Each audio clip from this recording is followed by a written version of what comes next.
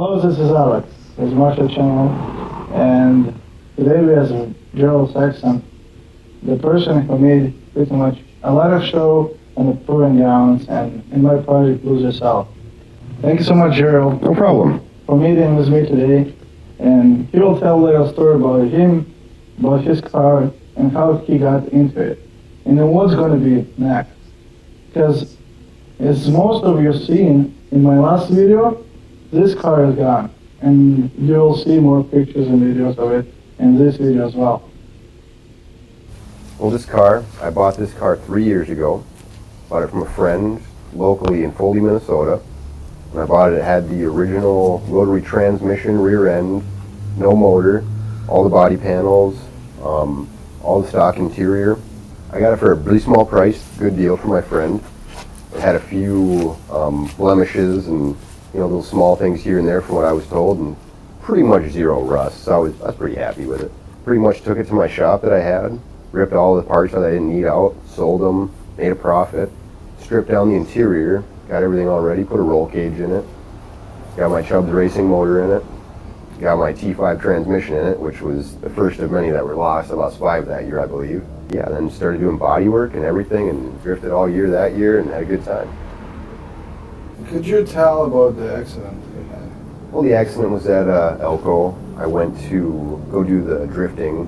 There's a drift demo there that Cloud Culture puts on, and they invited me to come, and it's always a good time out there. It's pretty much just go out and shred tires and make the crowd happy and get some laughs yourself. And once you do that, and they had a couple extra features that we could have entered. They had burnout comp, and then they had spectator racing. So I went and did that, did burnout comp after my first drift session, which was really fun. And then went to burnout comp and pretty much put it in third gear, held it to the floor, got lost in smoke, grabbed fourth and popped the tires and won that again. Started out in the spectator class and was doing really good in the spectator class. And then they bumped me up to the outlaw class, which I wasn't too excited about. And I went in the outlaws, and me and the black Trans Am, everybody probably seen before, me and him kind of bumped into each other a few times, and he kind of got me into a spin and was pushing me in the rear, and head first into the wall, we both went. And next thing you know, my car's on fire, and as usual, it's always on fire. And go out there and put out the fire, and yeah, and looked around and realized it was pretty total. The hood was crinkled over the windshield, and frame rails are bent, motors wrapped around my car, all the motor mounts broke out of the chassis, transmission mounts broke out of the chassis, the transmission tunnel collapsed and threw the e-brake into my leg. All the body panels were pretty much wrecked in the front, stuff like that. It's a pretty good hit. I figure I'm doing about 70, 80-ish. I was in the top of third gear when I went around that corner. So we were cruising pretty good. So about your first experience at MDU, it's been first experience, right? Oh yeah, that was my first time at MDU. I went to Kilcare Raceway. It was round 3.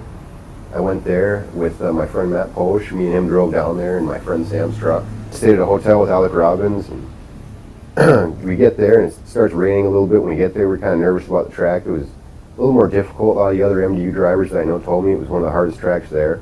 Alec goes for his first run, and I'm waiting in the other run group, and he comes out. I go in, and it starts raining immediately, and it's a little slick. It was hard to figure the track out, especially because it was my first time on that type of track. I was a little experienced with oval track. I did Elko once before that for a couple 6-7 runs at Elko. That was my other time, or my second time on the oval track. It was hard to figure out coming off the bank. I wasn't doing too good. You had to left foot brake a lot, and I wasn't too comfortable with that. And I'd either, go too fast and overshoot and not be able to transition fast enough to go by the clip, or I'd go too slow and I'd go right through the grass. I just couldn't quite get it figured out. Then we got rained on again. I got one good set of runs the third round, which was tandem runs. It was really fun. Tandem with all the MDU drivers. There was a lot of talent there. I mean, they were really dialed in. You could tell they're good. It was a good learning experience. I definitely got the left foot braking down in the end of my comp run, and my second comp run, it was my first comp run. I went and I got the left foot braking down, and I made it. I choked a little bit and straightened out right after I got the hard part down, which it happens. Didn't quite get to qualify, but I learned a lot. It was my first round. I think I did really good for my first time there. No worries.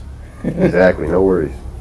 When you go to the track, what's the most important to you? To have fun, win it, competition?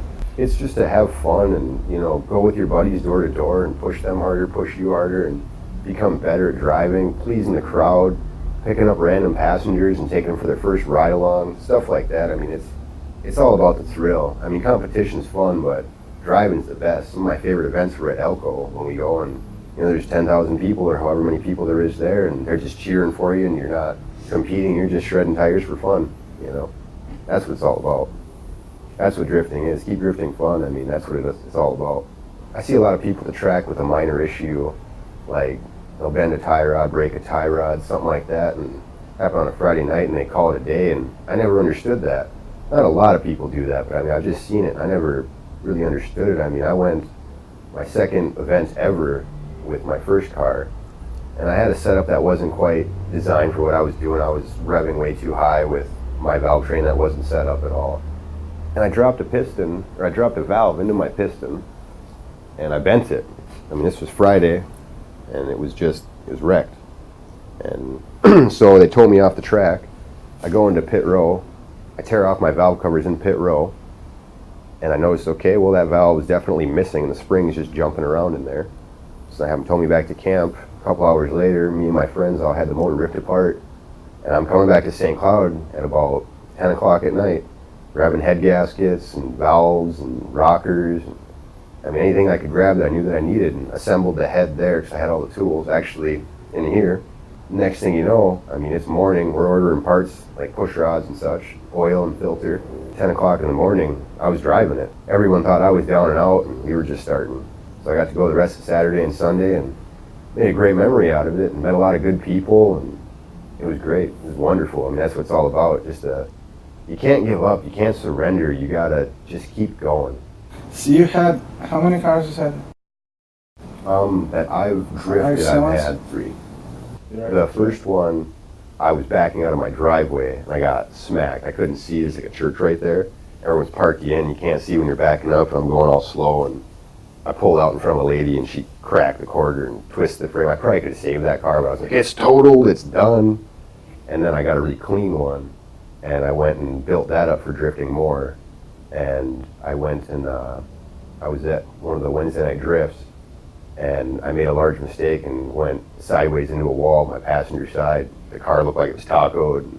I drove that for a couple of years because I couldn't really afford to swap chassis at the time, and I just kept running it, and then eventually I was like, all right, we're done. I got my shop, everything all figured out. Let's build my own new car. That's when I bought this, and I think I'm sitting at square one again. A little worse than I was before. So, but your plan is just continue drifting, just build another car. Absolutely. I mean, even though this car is 100% totaled right now, doesn't mean that I'm going to quit. It just motivates me more for next season, for my next build, and to keep it going and come back even stronger. It may have been a really awesome build the way it sits, but you can always come back better and harder. What kind of engine? He wants to put a 5.7 LS Chevy V8. Chevy V8? Yep. Not really. I mean, I was a big Ford guy. JZ, right. I'm a big Ford guy. I've always had Mustangs. I mean, you've seen it. Yeah. And then I actually never intended on building an RX-7. And my buddy here, he had the RX-7 convertible, and we were pulling the motor out. And I'm like, okay, let's do it all up. And we pull the motor out. I sit in the car. And I fall in love. I'm like, this interior, I don't know why it feels sporty. You know what I mean? It feels extremely sporty. And then what we do is we get it all out. He was putting a V8 in. He never finished it. He ended up buying a different one that had the rotary engine in it already. Bone stock. It wasn't a convertible, but same as this, a hatch.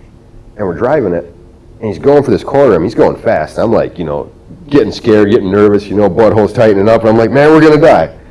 And he takes the corner, and we're fine. I'm like, what is this? This is devil's work. Right. So we do that, and I get out. I'm like, man, let me drive this. And I drive it, and I just fell in love with it. And I'm like, and we were going to put a V8. Like, this thing's slow. It's a pooch. It's got a 1.3 liter rotary engine. You got to rev it to $9,000 to do anything. And it was just, I didn't like it. And I'm like, but if we put a V8 in it? And I'm like, then I was thinking, the gears were turning, and I'm like, all right, so let's do this. So I'm looking around Craigslist for RX-7s, and I have my Mustang pace car with a V8 already in it. And I'm like, what should I do with this? I should probably try and sell it. I'm looking in Iowa. I mean, I was looking all over the nation, not nation, but the area, In Iowa, there's a guy with an RX-7. Already got a Ford V8 in it.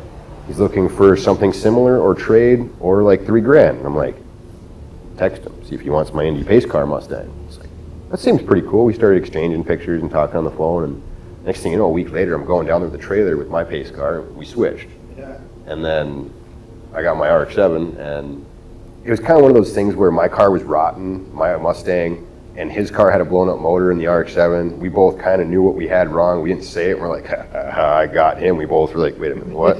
You know what I mean? One of those things. And me and my buddies Noel and Jim, we ripped the motor out after we, tried end to end fixing everything. I mean, carburetor, distributor, intake. I mean, after you do so many things, you're like, all right, something is broken in here. It wasn't making awful noises.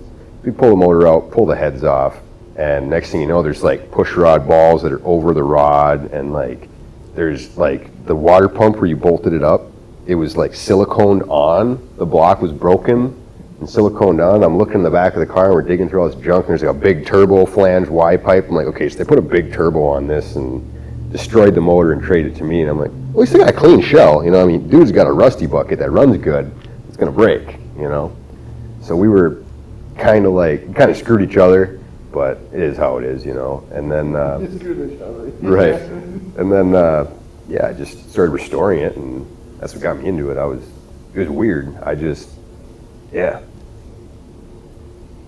had no intention of going to Japanese. I never liked Japanese cars. It was never my thing. I was like, American muscle is the best, and now at my work I get to drive muscle cars all the time, and I'm like, this is crap. It doesn't turn. It doesn't stop. It don't go anywhere. It goes like hell in a straight line, but you want to do anything but go like hell. You cannot stop. Yeah, I mean, some of them cars that have all drum brakes, you light up the brakes, and you're like, it's not stopping, and it scares the heck out of me. Like, I'm telling you, them old Mustangs, man, drum brakes all around, no power brakes. You put everything you got into pushing that brake pedal like you're gonna die, and it just slowly stops. Yeah. It's like, man, and people are like racing these things, like, what's wrong with you, Oh, yeah, well, I think, yeah. So, but definitely like the resto mods, that'd be cool. I'd like to do one of those one day. I don't see myself doing it, but I would definitely like to do that, like a nice fuel-injected motor with, nice brakes and suspension where it can handle and stiffen up the frame and stuff like that. Okay, so what you want to use Mustang frame? I always loved Mustangs. That was my thing. This just handles really well. But you don't like any German cars? German cars are all right. I've drove BMWs. They handle really well. Their suspension's really good from what I understand. I don't know a whole lot about it, but I've seen a lot of people. M3, Oh yeah, I've drove M3s. M3s. Yep. At Wednesday night we had 3 of them stock. Bone stock, not even welded diffs, just LSD. And they were linking the whole track. One of them was going up on 3 wheels. I was like, man, you just chill out, man. You're gonna flip. And he's like, I got 5 people in here. Let's keep going. I'm like, whatever. It's amazing the amount of support I've had after this wreck. I mean, it was a really hard wreck, and it made it a lot better. All the fans, friends, family. I mean, everyone just came through and did everything they could to help me out. I crashed this car, and people are loading my car on flatbeds and bringing it to their house and helping me tear motors out. And, having big get-togethers, and we're talking, and it's wild the amount of just people that came together and made my day. I mean, it means the world to me. Everything that everyone did, a lot of stuff's just wow. I can't express it. It's emotional. Appreciate everything. All right, Jerel, thank you so much for this video, for the great video. No problem. And continue watching this channel. We have a couple of videos coming up, and it's going to be interesting. It's going to be a new project, and instead of just watching this videos and playing games, just go and get some kind of car. You can spend this much money for the shell itself, buy the engine, do some work, and you can do it too. If he can do it, you can do it. If I can do it, you can do it too. Do something useful for this world. And the money you're spending on the games, it's the money you can build exactly or even better than this car. And Absolutely. the matter of skills is different, but you can get those skills. Instead of playing and being the number one in game, just be number one in your neighborhood. Subscribe, like, and see you later. Okay, that's it. Stop it. That was pretty good.